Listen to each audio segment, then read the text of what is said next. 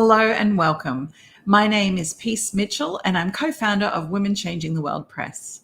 Before we begin, I would like to pay my respects to the traditional owners of the land that I live and work on, the people of Mamu country in North Queensland.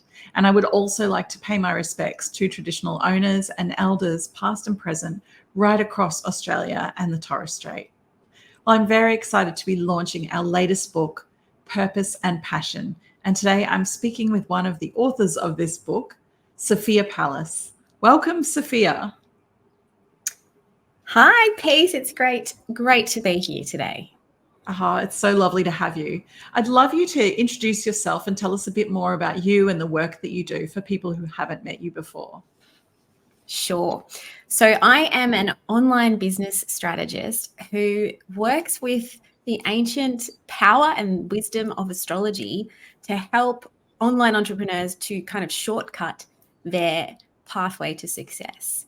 So I come from a background of mainstream copywriting and marketing, and I kind of found my way into astrology in around 2019, 2020, and I realized that it could be super powerful in the work that I do with online business owners. Amazing. So your chapter is Finding Yourself Through the Stars. Can you tell us about your chapter? Yeah. So my chapter is a bit of a story of how I came to find astrology and myself. It begins kind of right around the time I was getting divorced, which was in 2019. I discovered my marriage was ending. And I realized at that point that I didn't really know who I was or what I wanted from my life. And it was just coincidence that, or fate, or the stars aligned, or whatever happened, that I was put onto an astrologer to kind of have a bit of a discussion, get some direction. And that changed everything for me because I realized that the language of astrology really spoke to me, and I could access so many more parts of myself and my purpose, my passion, all of that stuff through my astrology chart. It wasn't that it wasn't within me. It was just that astrology made it more visible to me. And it does that for many of the women that I work with as well. Yeah, amazing, amazing. In your chapter, you talk about the moment when you were in the supermarket car park and it just dawned on you, you realized that somewhere along the way you'd lost yourself. And it wasn't just about the divorce, you'd lost yourself. Can you tell us more about this moment? I mean, I'm sure so many of us have been there. Yes. Can you tell us about your experience? So I think at that point it was this realization that my identity had been so tied up with being a wife and a mother. Mm-hmm. And I mean, I had a business at that time as well, but I was so tied up in those kind of external identities that I didn't really know who I was. It wasn't just about the fact that the marriage was over. It was more that I had lost touch with myself. I'd allowed myself to kind of get lost along the way. So I think this is a moment that a lot of that I notice a lot of my clients experience, that a lot of women, particularly in their late 30s, early 40s, kind of go through this bit of an awakening time of like, who am I and what do I really want to do in the world? How do I really want to make a difference? Yeah, so interesting.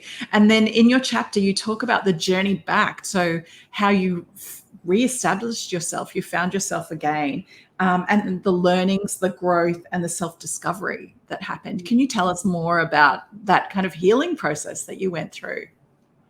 Yeah, so I guess it was more that opening up of astrology allowed me to see parts of myself that I had kept hidden and I didn't think were really acceptable, or it's not that they were necessarily bad, but it was more like, oh, that's not something that people would like to know, or that's not something that I feel comfortable with expressing. So I think part of finding my way back was allowing those parts of me to become more visible and acknowledging that I'm a multifaceted human, as we all are, and that we are not perfect, and that we're going to have shadow sides, and that we're going to have parts of ourselves that absolutely need expression for us to feel fulfilled.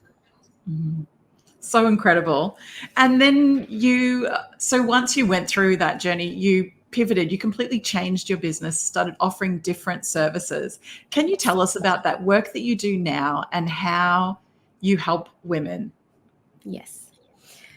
So yes, as I said, I think at the beginning, I was a copywriter for online businesses. I still am a copywriter for online businesses. But what happened during that kind of astrological awakening process was that I realized that astrology could be so powerful in the work that I was doing with my clients, because it allows me to access those parts, to ask better questions, to get better copy, to allow the client to be more aligned with who they really are and what they really want.